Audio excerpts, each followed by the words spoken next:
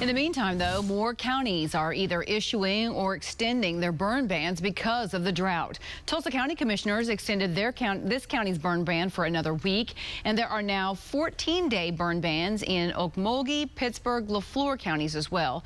Craig, Haskell, and Muskogee counties also have burn bans in place.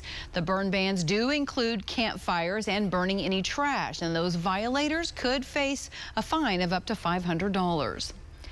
Investigators are looking into what caused a large fire about 15 miles southeast of Inola.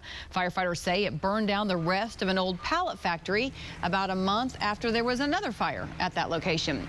65 firefighters from 10 different departments had to fight that fire, and they say getting enough water was a challenge.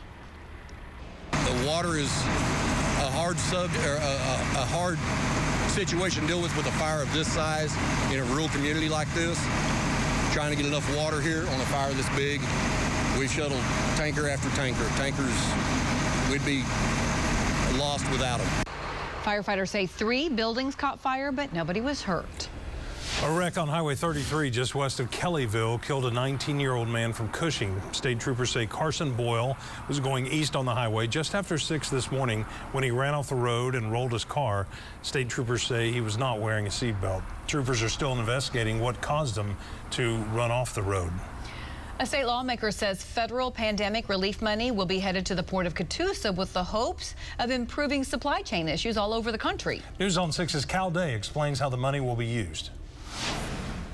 State Representative Logan Phillips sits on the Joint Committee to allocate relief funding. It's been a year process of open meetings and open discussions, research, collecting, sitting down with economists, going and visiting all these different ports, and now we're actually getting to the point where the money's hitting the road. We're going to write the checks and start the actual build out.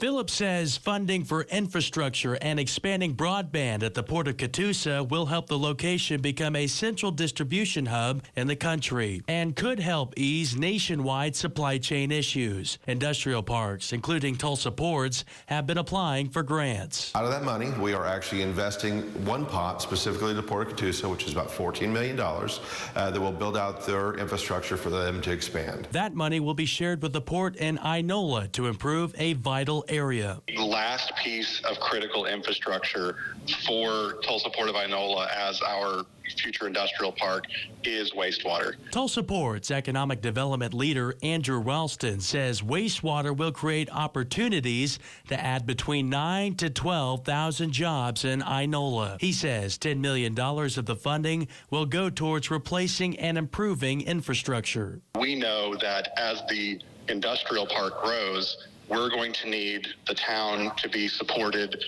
in order to grow their population for workforce and to make sure that their citizens have the quality of life that they need. Lawmakers are expected to present the funding proposals for the ports to the House for final approval at the end of this month.